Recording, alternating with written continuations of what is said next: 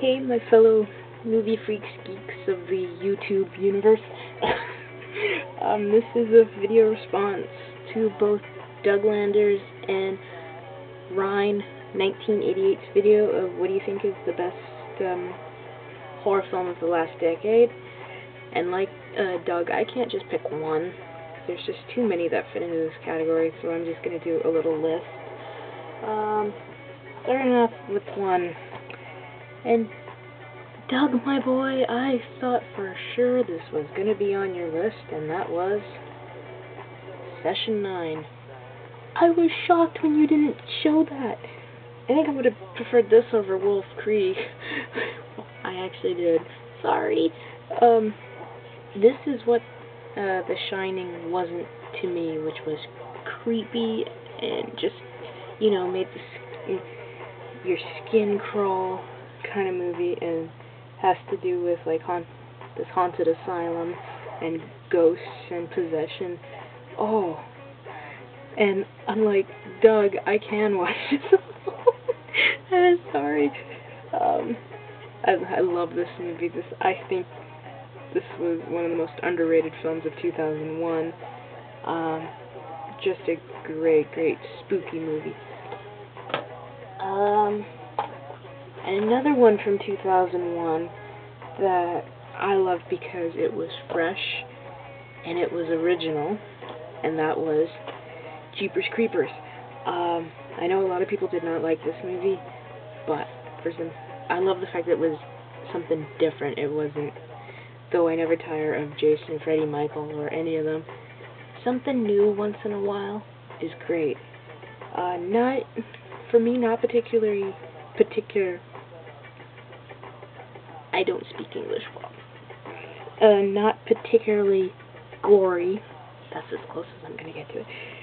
But it was just the character of the creeper was just, I can't think of another word than creepy.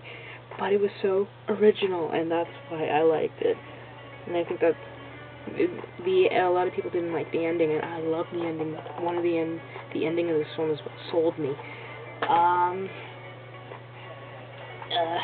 One that came out in 1999, and so far is the only movie to drive me out of the movie theater, and that was the remake of House on Haunted Hill. Yeah, I know you're all laughing at that, but my thing isn't the gore. I love gore. I love buckets of gore. It was the music. For example, spoilers, that when they put Jeffrey Rush into that weird machine where it spins and you see the reanimator guy playing the basketball and that organ music, I literally was going like, make it stop, and it wasn't stopping, so I did the only thing I could think of, which was leave the theater, and then thought myself as a big pussy. Afterwards, the fact that I watched the rest of the movie and I was like, are you kidding me? I left this. But really good. Very scary. Some scary movies, you have to have the music right, because otherwise it doesn't work. Let's see. Yeah, screw it. This is one of my choices. I love vampires. I love anything and everything to do with vampire movies. And this, I love the different vampires. Like, they look so different, and as a fan, I appreciate that. Like, yes, I do like the same old vampire thing, but after once in a while, I want it to be different, and this was different. Very spooky, very atmospheric. That's even a word. But it was really good. Another remake, and this is one I actually thought for the original I would love and I didn't like, and I love Wes Craven. And of course was the remake to The Hills Have Eyes. Oh my god. Ooh. This was one of those movies that just literally made your skin crawl. That's how the mutants were. Very good. It gives you that big sense of isolation, just like Blair Witch Project did. Really good movie. Gory as fuck. and that's one thing I like about this movie. Speaking of gory as fuck, I agree with Doug on this. This has to be on the list. I love the tagline, old school American horror, and I love the fact that it's not a prequel, not a sequel, not a remake, and definitely not a Japanese remake. One of the reasons I wanted to see, you can see his name, Kane Hodder. I love Kane Hodder since the Jason movies, and it was great to see him as another killer. So, yay! Another remake, I might get shit on for this, because I like it more than the original film, and that was the Texas Chainsaw Massacre. Oh, scary. It scared me the first time I saw it, especially with the Blair Witch ending. I was doing that. That was the first time in a long time I've done that.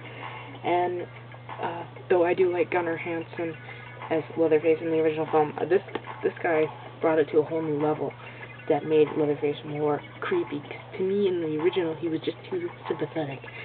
And this guy made it where he was like Jason, a brute force, not to be fucked with. Yeah, and I loved Marcus Nispel's direction, and the score was great. And the fact that they got R. Lee Ermey, come on, that's worth this being in the top horror films of the last decade. Okay, I have to put this on. I don't think I really need an explanation, but it was great. It was spooky. It was scary.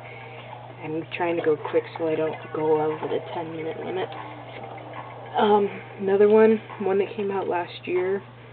I love monster movies. Cloverfield. Scary. I love the shaky cam. Shaky cam is great. So, love the monster. That was something different.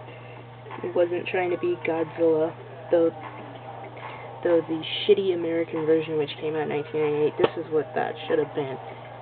Way, way better.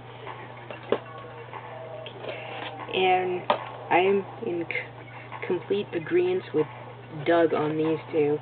You cannot have a top 10 whatever sort of thing of horror films of the last decade and not put these two in. I think that's like a law. Very great atmospheric horror films. Apocalyptic horror films, I meant to say atmospheric.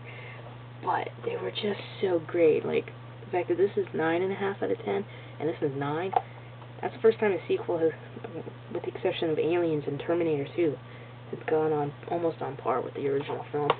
And I'm, again, hoping to hell Danny Boyle comes back to direct 28 months later. Please, Danny, we want you back. So, that's my list. The DVDs are moving. Agree, disagree, rate, comment, do whatever. And I will check you out in the next video.